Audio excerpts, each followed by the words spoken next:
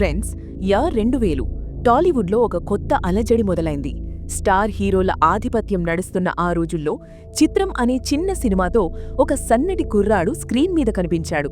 పెద్ద బ్యాక్గ్రౌండ్ లేదు, భారీ అంచనాలు లేవు. కానీ ఆ మూవీ రిలీజ్ అయిన తర్వాత ప్రేక్షకులందరూ ఒక విషయం అర్థం చేసుకున్నారు. ఈ కుర్రాడిలో ఏదో ఉంది.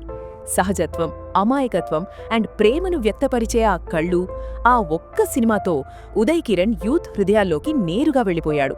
బట్ అది ఆరంభం మాత్రమే. సో ఆ వెంటనే వచ్చింది నువ్వు నేను మూవీ. ఈ సినిమా టాలీవుడ్లో నిజమైన సంచలనంగా మారింది. కాలేజ్ కుర్రాళ్ల రింగ్ టోన్ల నుంచి ఆటోల వెనక స్టిక్కర్ల వరకు ఎక్కడ చూసినా ఒక్క పేరే, ఉదయ్ కిరణ్.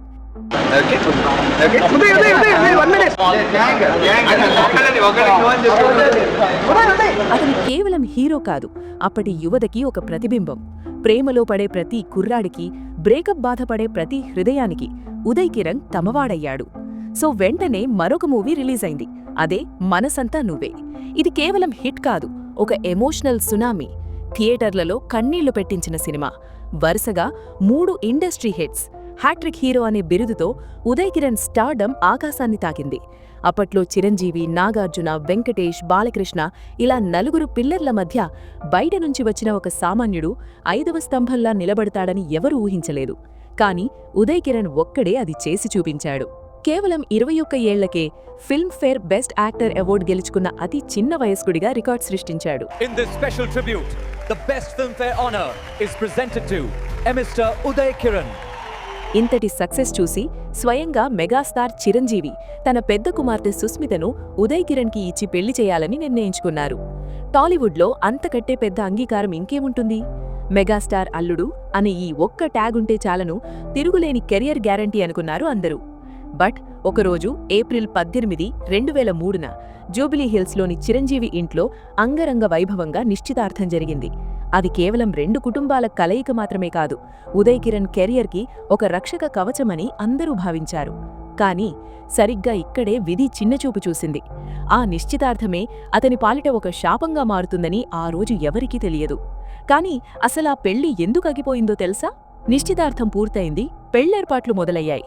కానీ సరిగ్గా 4 నెలల తర్వాత ఒక్కసారిగా టాలీవుడ్ని షేక్ చేసిన వార్త వచ్చింది, పెళ్లి క్యాన్సిల్ అని. పెళ్లి ఆగిన తర్వాత అదంతా బాధలో ఉన్నాడు. వాడు మదర్ చనిపోయారు, అవన్నీ అదంతా దిగమింగుకుని ఆ పిల్లోడు ఉన్నాడు. సో అప్పుడు మెగాస్టార్ అల్లుడవ్వాల్సిన ఉదయ్ కిరణ్ ఒక్కసారిగా అనాథలా మారిపోయాడు. అసలు దీనికి కారణమేంటి? కుటుంబ విభేదాలా, వ్యక్తిగత ప్రవర్తన, లేక ఇంకేదైనా దాగున్న కారణమా? అప్పట్లో ప్రచారంలో ఉన్న కథనం ప్రకారం ఉదయ్ కిరణ్ వ్యక్తిగత జీవితానికి సంబంధించిన కొన్ని విషయాలు చిరంజీవికి నచ్చలేదని ఒక వర్గం చెప్పింది. కానీ ఇండస్ట్రీలో వినిపించిన ఇన్సైడర్ టాక్ మాత్రం వేరేలా ఉంది.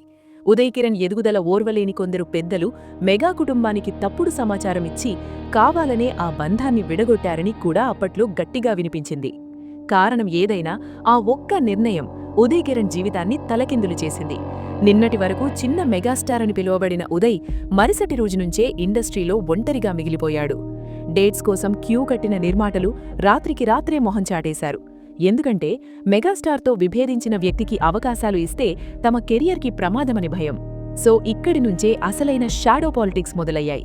షూటింగ్లు ఆగిపోవడం, సినిమాలు మధ్యలో ఆగిపోవడం, థియేటర్లు దొరకపోవడం ఇవన్నీ యాదృచ్ఛికం కాదు, ఒక హీరోని మానసికంగా చంపేయడానికి వేసిన కుట్రలు అని ఆయన స్నేహితులు ఇప్పటికీ చెప్తారు. ఉదయ్ కిరణ్ పై ఒక అప్రకటిత నిషేధం విధించబడింది. పెద్ద ప్రొడక్షన్ హౌస్లు తలుపులు మూసేశాయి, అడ్వాన్సులు వెనక్కి వెళ్లిపోయాయి. నటించిన సినిమాలు రిలీజ్కి సిద్ధమైన థియేటర్లు దొరకలేదు. ఎందుకంటే టాలీవుడ్లో థియేటర్లు కొద్దిమంది చేతుల్లోనే ఉంటాయి. వాళ్లకి కోపం వస్తే ఒక హీరో కెరియర్ బూడిదలో కలిసిపోతుంది. ఒక ఇంటర్వ్యూలో ఉదయ్ కిరణ్ కన్నీళ్లతో ఇలా అన్నారు, నేను ఏం తప్పు చేశానో నాకు తెలియదు కానీ నన్ను కావాలనే దూరం పెడుతున్నారు అని. అండ్ అలాగే అగ్ర నిర్మాతలు ఫోన్ ఎత్తడం మానేశారు. ఉదయ్ కిరణ్కి అపాయింట్మెంట్ కూడా ఇవ్వలేదు. చివరికి తమిళ్ ఇండస్ట్రీకి వెళ్లాల్సి వచ్చింది. అయినా కానీ అక్కడ కూడా ఈ ప్రభావం ఆయనను వెంటాడింది. ఈ రాజకీయాల వెనుక ఉన్న అసలైన మాస్టర్ మైండ్ ఎవరు? ఉదయ్ కిరణ్ని ఒక బాధితుడిగా మిగిల్చిన వ్యవస్థ ఎవరనుకుంటున్నారో కామెంట్ చేయండి. అండ్ నెక్స్ట్, ఇలా ప్రాబ్లమ్స్లో ఉన్నప్పుడే ఉదయ్ కిరణ్ జీవితంలోకి విషిత వచ్చారు. 2012లో వీరి వివాహం జరిగింది. అండ్ అది ప్రేమ వివాహం. కానీ అప్పటికే ఉదయ్ కిరణ్ ఆర్థిక పరిస్థితి కూలిపోయింది. ఒకప్పుడు కోట్లు సంపాదించిన హీరో కనీస అవసరాలు కూడా ఇబ్బంది పడే స్థితికి చేరుకున్నాడు. చిన్న చిన్న ఈవెంట్లు, స్టేజ్ షోలు ఇవన్నీ ఆయన జీవిత వాస్తవమయ్యాయి. అయినా ఆయన ఆశ వదల్లేదు. జై శ్రీరామ్ అనే సినిమాతో తిరిగి రావాలని ప్రయత్నించారు. ఉదయ్ బాడీ ట్రాన్స్ఫర్మేషన్ చేశారు. కానీ ఆ సినిమా కూడా ఆశించిన ఫలితం ఇవ్వలేదు. సో దాంతో కుటుంబ విభేదాలు, ఆర్థిక ఇబ్బందులు, ఇండస్ట్రీ దూరం ఈ మూడింటి మధ్య ఆయన ఒంటరిగా పోరాడాడు. చివరికి ఒకరోజు ఒక నిశ్శబ్ద రాత్రి భార్య బయట ఫంక్షన్లో ఉన్నప్పుడు ఉదయ్ ఒంటరిగా ఇంట్లో హ్యాంగ్ చేసుకున్నారు. సో అప్పుడే అర్ధరాత్రి తర్వాత వచ్చిన వార్త తెలుగు రాష్ట్రాలను షాక్కి గురిచేసింది. ఉదయ్ కిరణ్ ఇక లేరు, రూంలో ఉరివేసుకుని ఆయన ప్రాణాలు తీసుకున్నారు అని వార్తలు వచ్చాయి.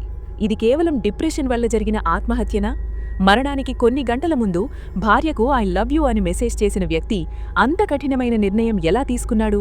ఆయన చేసిన చివరి కాల్స్ ఎవ్వరికీ కనెక్ట్ కాలేదు. ఒకవేళ ఆ కాల్స్ కనెక్ట్ అయ్యుంటే కథ మారేదేమో. ఉదయ్ కిరణ్ మరణం తర్వాత టాలీవుడ్ మాఫియా అనే పదం బలంగా వినిపించింది. సినిమా అంటే కళ మాత్రమే కాదు, కొన్ని కుటుంబాల గుత్తాధిపత్యం. ఒక సామాన్యుడు స్టార్ అయితే ఆ వ్యవస్థ భయపడుతుంది. అందుకే అతన్ని మెల్లగా తొక్కేశారు అని చాలామంది చెప్పారు. చివరికి ఒక విషయం మాత్రం నిజం. ఉదయ్ కిరణ్ ఆత్మహత్య ఒక వ్యక్తి చావు కాదు, అదొక టాలెంట్పై జరిగిన వ్యవస్థీకృత హత్య. మరి మీరేమంటారు? ఆయన మన మధ్య లేకపోయినా ఆయన నవ్వు మాత్రం కోట్ల మంది గుండెల్లో బతికే ఉంటుంది. సో ఈ వీడియో ద్వారా మనం ఆ పవిత్ర ఆత్మకిచ్చే నిజమైన నివాళి ఒక్కటే, ఆయన పట్ల జరిగిన అన్యాయాన్ని మరిచిపోకపోవడం. అండ్ ఈ విశ్లేషణపై మీ అభిప్రాయమేంటి? ఉదయ్ కిరణ్ కెరియర్ పతనానికి అసలు కారణం ఎవరు అని మీరు నమ్ముతున్నారు? కింద కామెంట్ సెక్షన్లో తప్పకుండా తెలియజేయండి.